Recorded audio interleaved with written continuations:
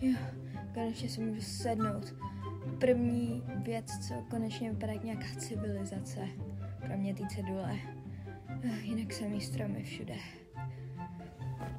To si dá srandu, ať přijde domů, také se mě nepřeje?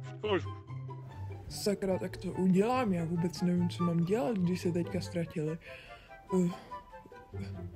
No, aspoň vím, kdo se ztratil, ale Ježišmarja, co mám dělat, já musím zavolat jejím rodičům asi.